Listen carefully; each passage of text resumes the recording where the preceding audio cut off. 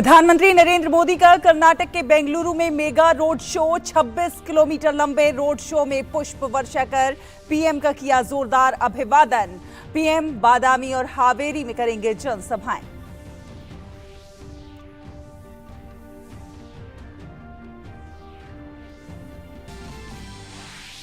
कर्नाटक विधानसभा चुनाव के लिए सभी दलों के दिग्गज प्रचार के लिए मैदान में उतरे। भाजपा के राष्ट्रीय अध्यक्ष जेपी नड्डा और अमित शाह भी करेंगे रोड शो और चुनावी सभाएं। कांग्रेस नेता सोनिया गांधी भी हुबली में भरेंगी हुंकार।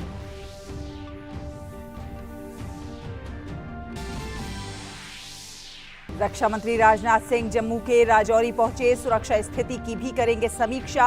बारामूला में सुरक्षा बल और आतंकियों के बीच जारी मुठभेड़ में एक आतंकी ढेर। राजौरी में कल हुई मुठभेड़ में शहीद 5 जवानों को उपराज्यपाल मनोज सिन्हा ने दी श्रद्धांजलि।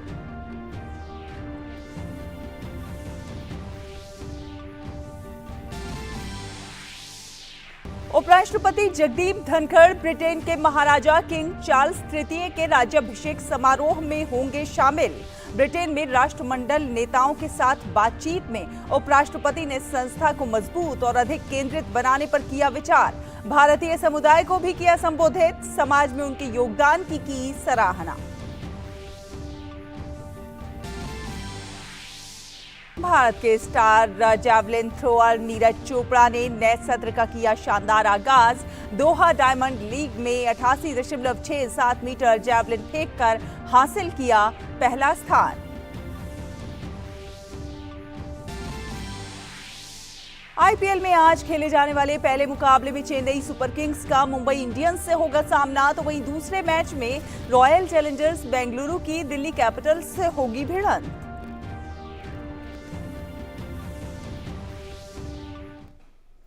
नमस्कार, डीडी न्यूज देख रहे हैं आप और आपके साथ मैं हूं शहला निगार। शुरुआत करेंगे, देखिए इस वक्त की बड़ी खबर।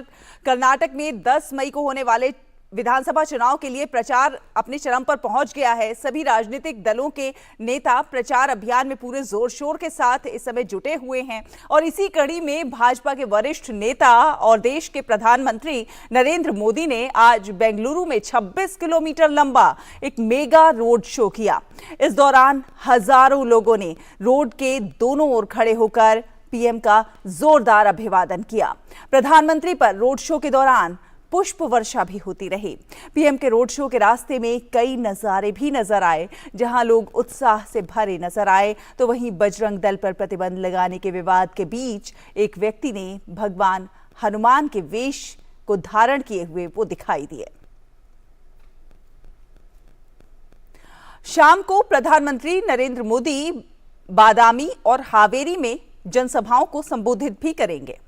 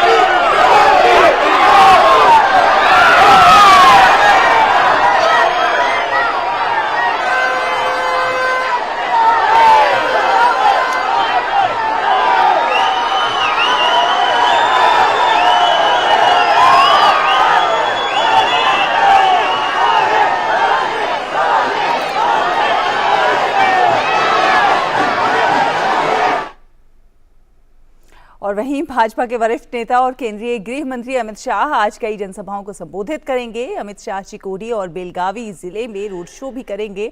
इसके साथ ही भाजपा के राष्ट्रीय अध्यक्ष जेपी नड्डा भी आज राज्य में कई रोड शो करेंगे।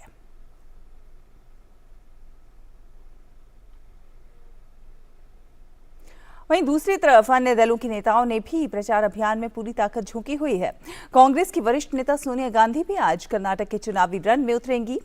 सोनिया गांधी हुबली में प्रचार करेंगी और इसके साथ ही कांग्रेस नेता सिद्धारमैया वरुणा चुनाव क्षेत्र में प्रचार करेंगे।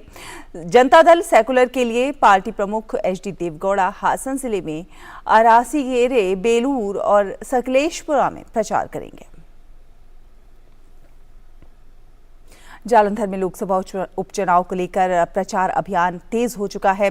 भाजपा के वरिष्ठ नेता और सूचना एवं प्रसारण मंत्री अनुराग सिंह ठाकुर ने प्रचार किया। अनुराग सिंह ठाकुर ने पार्टी के उम्मीदवार इंद्र इकबाल सिंह अटवाल के समर्थन में डोर टू डोर कैंपेन किया। पंजाब के पूर्व मंत्री मनोरंजन कालिया समेत पार्टी के कई अन्य नेता भी उनके साथ मौजूद रहे। प्रचार अभियान में अनुराग सिंह ठाकुर ने लोगों से भारतीय जनता पार्टी के उम्मीदवार को समर्थन देकर प्रधानमंत्री नरेंद्र मोदी के हाथ मजबूत करने का आह्वान किया। उन्होंने कहा कि इस उपचुनाव में लोग खुलकर पार्टी को समर्थन दे रहे हैं। अनुराग सिंह ठाकुर ने बच्चों के साथ क्रिकेट भी खेला। अनुराग सिंह ठाकुर आज शाम को जालंधर शहर के कई क्षेत्रों में रोड शो करेंगे। 10 मई को जालंधर लोकसभा सीट पर उपचुनाव होगा, वहीं 13 मई को वोटों की गिनती।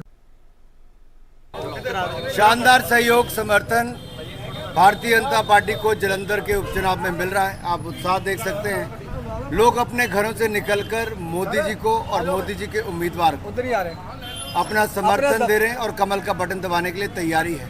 10 तारीख का इंतजार होगा, कमल का फूल चुनाव चिन्ह होगा और भारतीय जनता पार्टी को पूरा सहयोग समर्थन इसलिए मिलेगा कि मोदी जी ने देश को आगे बढ़ाया और पंजाबियत सबके लिए मोदी जी ने जो काम किया है, अब जनता मोदी के साथ है। रक्षा मंत्री राजनाथ सिंह अपने जम्मू कश्मीर के दौरे पर जम्मू के राजौरी पहुंचे, जहां पर कल आतंकवादियों के साथ मुठभेड़ के दौरान 5 जवान शहीद हो गए थे। इससे पहले रक्षा मंत्री जम्मू पहुंचे। इस दौरान उपराज्यपाल मनोज सिन्हा, सेना प्रमुख जनरल मनोज पांडे वहां पर मौजूद रहे। उत्तरी सेना के commander lieutenant general Upendra Dwivedi पहले से ही ग्राउंड जीरो पर हैं। और जम्मू कश्मीर के बारामूला में सुरक्षा कर्मियों ने मुठभेड़ में एक आतंकी को ढेर कर दिया है। कश्मीर जोन पुलिस ने कहा है कि इलाके में और आतंकवादियों के छुपे होने की भी आशंका है। तलाशी अभियान जारी है।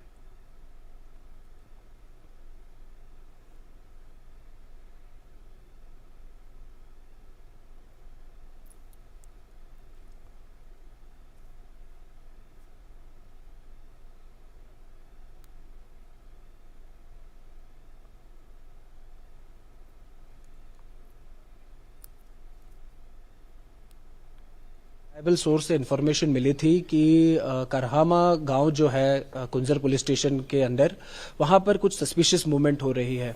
इस इन्फॉर्मेशन के मिलते ही बारामूला पुलिस, आर्मी 2RR और 176 बटालियन सीआरपीएफ की जॉइंट पार्टीज ने इलाके में cordon and search operation launch किया। ये कॉर्डन एंड सर्च ऑपरेशन जब चल रहा था तब एक रिहायशी मकान से जो है हमारी पार्टीज में फायरिंग हुई। इस फायरिंग के रिटेलिएशन में जो है एक दहशतगर्द अब तक मारा जा चुका है। ये दहशतगर्द जो है ये लश्कर-ए-तोयबा तंजीम से वाबस्ता है और कुलगाम जिले का रहने वाला है।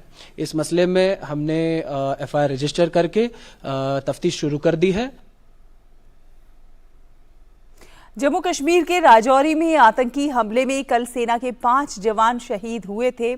शहीद हुए जवानों को जम्मू कश्मीर के उपराज्यपाल मनोज सिन्हा ने श्रद्धांजलि दी।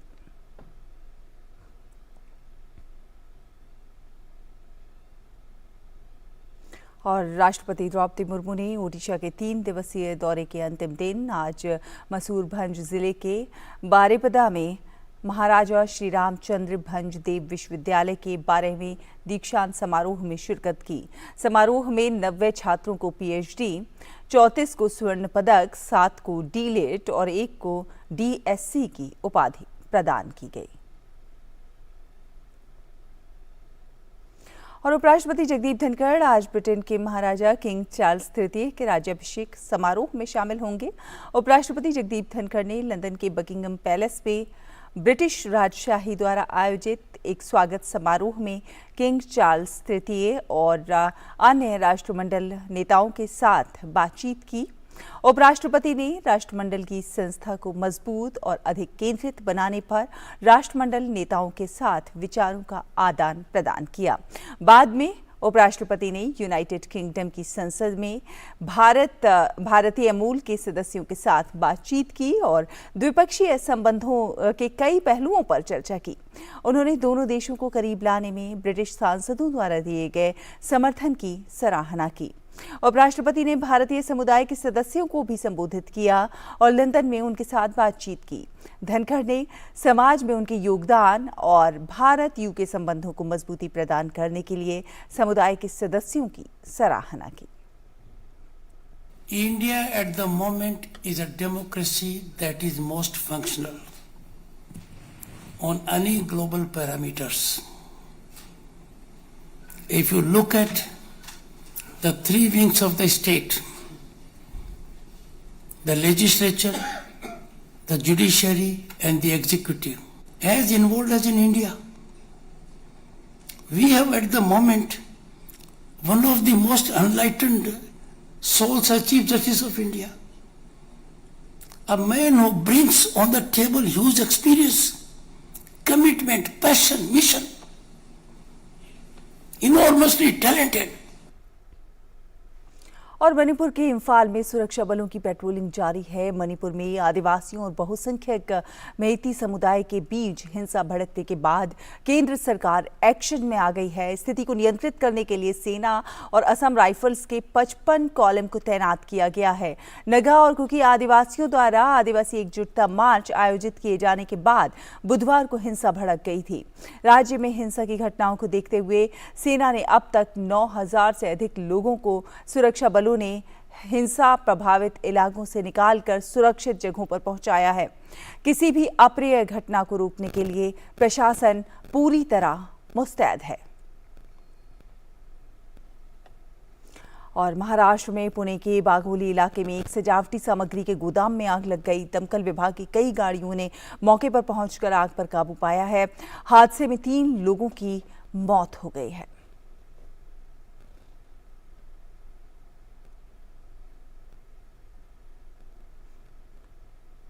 और अब अगली खबर, सूचना एवं प्रसारण मंत्रालय ने नेटफ्लिक्स के सहयोग से आज़ादी का अमृत महोत्सव समारोह को चिन्हित करने के लिए लघु वीडियो की दूसरी श्रृंखला तैयार की है। ये श्रृंखला भारत के उन स्वतंत्रता सेनानियों की कहानियों को प्रकाश में लाती है जिन्होंने 1857 के प्रथम स्वतंत्रता संग्राम के दौरान अपना बलिदान दिया था। इन फिल्मों को माननीय सूचना और प्रसारण मंत्री द्वारा नवंबर 2022 में 53वें इफ्फी महोत्सव के दौरान लॉन्च किया गया था। आज हम देखेंगे भास्कर राव बाबा साहेब की वीरता की कहानी, जिन्होंने आजादी की पहली क्रांति में अंग्रेजों से लोहा लिया था। 1857 जब आजाद हिंदुस्तान के सपने ने जन्म लिया। आइए जाने उन वीरों के बारे में जिन्होंने स्वतंत्रता की नींव रखकर इतिहास रच दिया। थे भारत के एक वीर सपूत, भास्कर राव बाबा साहेब था उनका नाम। नारगुंड कर्नाटक के थे वो शासक, किए थे अनेक गौरवशाली काम। थे बाबा साहब एक बात से चिंतित, था नहीं उनका कोई उत्तराधिकारी। निश्चय किया एक संतान को गोद लेने का, क्योंकि अगला राजा चुनने की थी बारी। अंग्रेजी अफसरों ने ठुकराया प्रस्ताव और किया उनका अपमान। क्रोधित हुए बाबा साहब और जारी कर दिया बदले का फरमान। उत्तर भारत के स्वतंत्रता संग्राम से हुए वो प्रेरित, एकत्रित कर अपनी सेना को उन्होंने विद्रोह कर दिया घोषित। इस प्रकार दक्षिण भारत में भी वो ले आए क्रांति की ज्वाला और अंग्रेजों को पराजित करने का कार्यकाज संभाला। एक दिन ऐसा आया अवसर, पास के गांव में आया था जेम्स मैनसन नाम का एक अंग्रेजी अफसर। बाबा साहब भोले नहीं थे अपमान और बोल दिया उस पर हमला। मृत्यु की घाट उतार दिया उसे और पूरा किया अपना बदला। क्रोधित ब्रिटिश राज ने किया नारगुंड पर वार। धूल चटा दी बाबा साहब की सेना ने, हुई अंग्रेजों की हार। कुछ समय बाद हुआ एक और युद्ध और अंग्रेजों ने गिरफ्तार किया बाबा साहेब को। आखिरकार लगाई उन्होंने मातृभूमि की जय और निसंकोच सूली को किया स्वीकार। थे वो ऐसे महापुरुष, हंसते हंसते देश के लिए न्यौछावर कर दिए अपने प्राण। भारतवर्ष हमेशा याद रखेगा भास्कर राव बाबा साहब का महान बलिदान। 1857 की जंग के किस्से आज भी हर भारतवासी के मन में जोश और उत्साह भर देते हैं। ऐसे ही वीरों की प्रेरणादायक कहानियां लेकर हम फिर लौटेंगे। आजादी की अमृत कहानियां, सूचना एवं प्रसारण मंत्रालय और नेटफ्लिक्स द्वारा प्रस्तुत। हम अब बात कर रहे हैं जमीनी स्तर पर अपने प्रयासों से जो लोग सामाजिक बदलाव ला रहे हैं, देश के सामान्य जन हैं, उन्हें पद्म पुरस्कार प्रदान किए गए हैं। ऐसे विशेष लोगों के बारे में बहुत कम ही लोग जानते हैं और इसीलिए उनके जो जीवन संघर्ष हैं उनको देशवासियों तक पहुंचाने के लिए डीडी न्यूज ने एक विशेष श्रृंखला शुरू की है, हमारे पद्म। आज हम आपको बता रहे हैं सेवानिवृत्त सरकारी डॉक्टर रतन चंद्र के बारे में, जिन्होंने 1998 में खसरे से पीड़ित अंडमान की जारवा जनजाति को विलुप्त होने से बचाया। सेवानिवृत्ति होने के बाद भी डॉक्टर बनकर समाज सेवा का ये सिलसिला आज भी वो जारी रखे हुए हैं।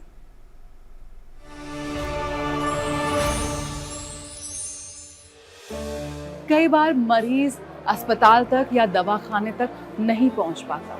ऐसे में बहुत ज़रूरी है, हमारी जिम्मेदारी है कि हर ज़रूरतमंद तक वो ज़रूरी चिकित्सा सुविधा पहुंचे। यहाँ पर हम जिक्र करना चाहेंगे हमारे देश की आदिवासी आबादी का। आदिवासी जो प्रकृति के पूरक होते हैं, प्रकृति के संरक्षक होते हैं। हमारे देश में सैकड़ों आदिवासी जनजातियां हैं जो अपने लोगों को, अपनी संस्कृति और परंपराओं को बाहरी दुनिया से बचाना चाहते हैं। ऐसी ही एक जनजाति है जारवा जनजाति, जो कि अंडमान में रहती है।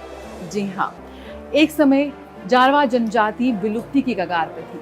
अब इनकी जनसंख्या बढ़ रही है, लेकिन उस समय इनके अस्तित्व को बचाने का श्रेय जाता है डॉक्टर रतन चंद्रकर को। 66 वर्षीय डॉक्टर रतन चंद्रकर सेवानिवृत्त सरकारी डॉक्टर, जिन्होंने अपने फर्ज के आगे अपनी जान की भी परवाह नहीं की। जब 1999 में अंडमान निकोबार के एक द्वीप में खसरे का प्रकोप फैला तो डॉक्टर रतन चंद्रकर ने खसरे से पीड़ित जारवा जनजाति के लोगों के इलाज की जिम्मेदारी ली। उन्होंने एक ऐसी जनजाति से दोस्ती की जो बाहरी लोगों के प्रति शत्रुतापूर्ण रवैया रखती है और उन्हें विलुप्त होने से बचा लिया। बहुत सी जनजातियां ऐसी संक्रामक बीमारियों या प्राकृतिक कारणों के चलते ही विलुप्त हो जाती हैं, लेकिन डॉक्टर कर ने एक दुर्लभ जनजाति और उनके अस्तित्व के अधिकार के मूल्य को समझा। वर्ष 1997-98 में जारवा जनजाति अपनी पारंपरिक शत्रुपूर्ण रुख को त्याग कर आम इंसानों के इलाके में आ गए थे, लेकिन इसके बाद वे कई तरह की बीमारियों से ग्रस्त हो गए थे। विशेष रूप से वर्ष 1999 के सितंबर-अक्टूबर में जब खसरा बीमारी का प्रकोप शुरू हुआ, अंडमान और निकोबार प्रशासन और भारत सरकार ने मुझे जारवा जनजाति को घर घर चिकित्सा सुविधा प्रदान करने की जिम्मेदारी दी थी। यह मेरे लिए एक बड़ा चुनौतीपूर्ण कार्य था। पहले उनकी भाषा की समस्या, खाना बदोश जीवन शैली और उनके पास तीर थे, ये तो बहुत खतरनाक था। मैंने सोच लिया था कि मैं इन सभी समस्याओं को जीत लूंगा। धीरे धीरे मैं उनके दिल में अपनी जगह बनाने लगा। मैं उनका दोस्त बन गया। मैंने उनकी भाषा, उनकी संस्कृति सीखी, इसलिए उन्होंने उस समय मुझे अपना मान लिया। अपनी टीम के सदस्यों, अंडमान निकोबार प्रशासन और भारत सरकार के सहयोग से हम जारवा जनजाति को खसरे के प्रकोप और विलुप्त होने से बचाने में सफल हुए थे। जो डॉक्टर कर ने किया वो आसान नहीं था। उन्होंने उनकी भाषा सीखी, उनके पारंपरिक आदतों और रीति रिवाजों को स्वीकार किया, उनका विश्वास हासिल किया। उन्होंने स्थानीय लोगों से दोस्ती करने के लिए घर घर दौरा किया, उनकी पारंपरिक दवाओं के प्रति सम्मान दिखाया और केवल पूरक के रूप में ही अपनी दवाओं का प्रयोग किया। When I hear about his work, it is so, it gives me goosebumps, because these endangered tribes in the interiors of Andaman, and a lot of these tribes had actually when you look at world's history, some of them have just disappeared because there is no medical help. When they get sick, there is no knowledge, and there is no one who has the skills and the knowledge to help them out. At that point of time, this iconic medical practitioners chose to take that as a challenge. He went there. He won their trust, became one of them. That human touch, winning the trust of them is a Herculean task, and he was able to do it. He could definitely help overcome that measles scourge and the epidemics and continue to render this medical service to this community so that it can thrive. And that, I think, is so humongous in its contribution to the community, to the humanity in general. So truly, heartfelt congratulations and God bless you, Dr. Karji. 2003 में port Blair में स्थानांतरण के बाद भी वे जारवा जनजाति को चिकित्सा प्रदान करने के लिए दूर दराज के क्षेत्रों में जाते रहे। 2014 में सेवानिवृत्ति के बाद भी समाज सेवा का ये सिलसिला जारी रहा। जारवा समुदाय के पास एक समृद्ध विरासत और संस्कृति है, जिसे डॉक्टर कर ने एक पुस्तक में दर्ज किया, अंडमानेर आदिम जाति जारवा। जारवा जनजाति एक समय विलुप्त होने की कगार पर थी। आज उनकी जनसंख्या 76 से 270 पहुंच गई है और इसमें डॉक्टर रतन चंद्र का बहुमूल्य योगदान रहा है। डॉक्टर रतन चंद्र कर को पद्मश्री पुरस्कार के लिए हार्दिक बधाई।